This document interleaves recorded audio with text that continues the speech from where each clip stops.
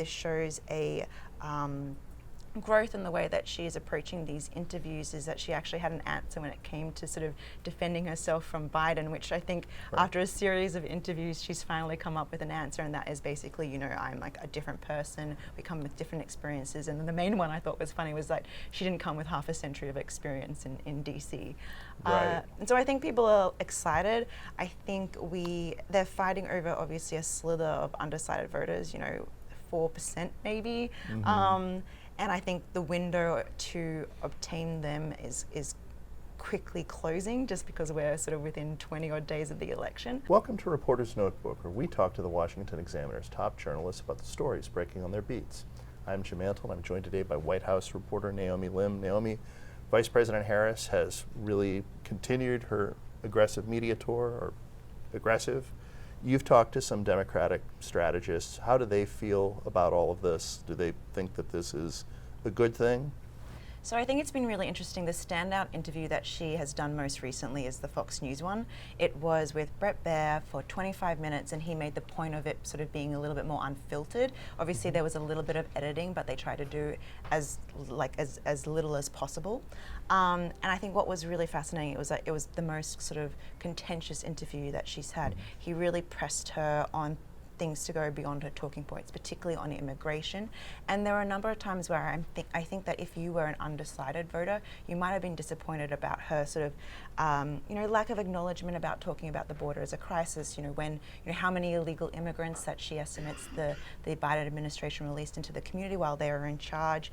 Although she did have some good moments as well. She sort of spoke with empathy about, you know, the three women that particularly conservatives you know, emphasize when it comes to victims of alleged crime by illegal immigrants. And I think she offered a bit of tenderness with that and a bit of humanity with that.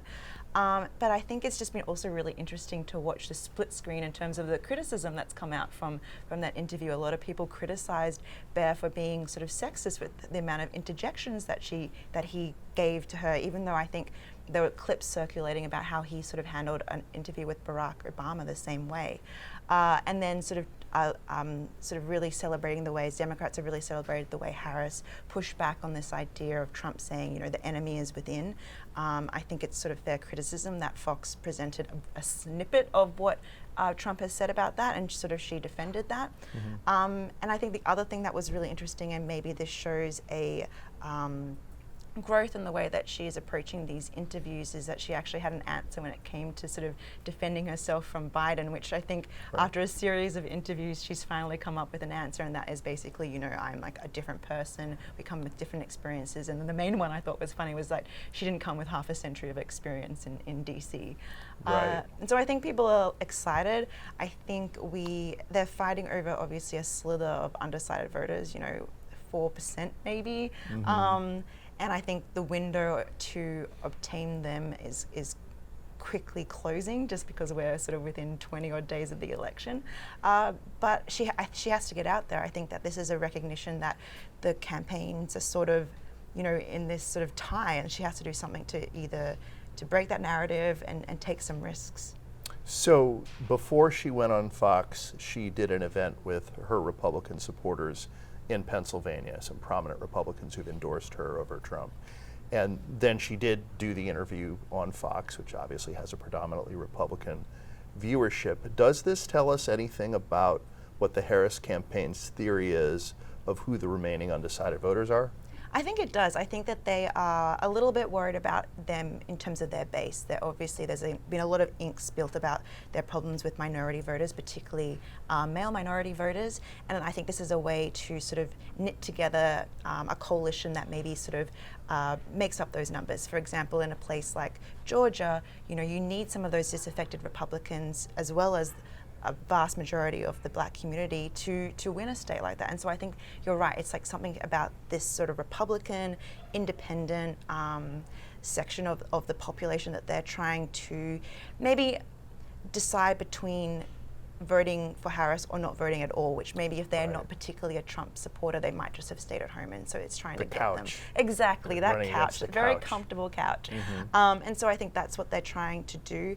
I mean, it's sort of, we have to see whether these are the best messengers for that. I think that someone like a Liz Cheney and an Adam Kissinger have been kind of sort of satirized by a lot of conservatives, and so I don't know whether they are the best messages, but you know, if they're out there and sort of talking about country over party, maybe they'll land on some ears that are receptive to that message. And there's obviously an element of this that is very friendly to the base as well, because even if they didn't watch the interview live and in real time, she can now sort of have these clips where she goes in and she enters the lion's den and she faces down these Fox guys. And is there anything to that? I think that's what they're trying to spin it as. I mean, I don't know how many people that are usually MSNBC watchers maybe tuned in to Fox News. I don't know. Right. Maybe they were watching clips afterward. There is this idea of her sort of being a fighter, and I mean that's a word that, you know, that both candidates kind of want to embrace, a fighter for the working class, a fighter against like the elite. And so I think that is something that they do want to project. And I think, I mean, she's always been good in these sort of more adversarial moments. I think maybe that comes back to her prosecutorial days. And I think maybe just pushing her off her talking points might have been to her advantage, because otherwise she just says the same canned things, and I think that doesn't, when people have heard it, and I know that there's this idea that you're supposed to hear things, you know, 10 times before it actually sinks in, but if you're Right. undecided and you are hearing these clips, you might just think that she's like a little bit, you know, a bit robotic and not have thoughts of her own. So to be pressed, I think, might have helped her.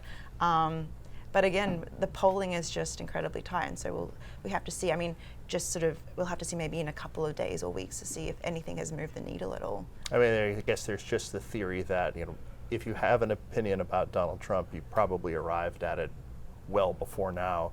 He's been on the national stage for a long time.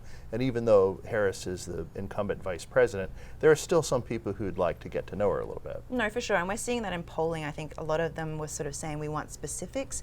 A lot of criticism of last night's, or sort of the Fox News interview, is that she didn't really offer specifics. I mean, I did think that she went into a lot of her housing policy and her economic policy, which I think she is a little bit more concrete about, but we didn't really hear anything in terms of immigration, even though she has rolled out sort of plans with immigration. It was more about defending what has happened in the past, and I think, you know, maybe she just needs to lean into that, because we're seeing that the economy and the border are the most sort of pressing issues in the minds of voters as they think about who they're going to cast their ballot for. Guess we'll have to see if she follows it up with Joe Rogan. We'll see. Thank you, Naomi. You can read Naomi and the rest of our political team's coverage at washingtonexaminer.com.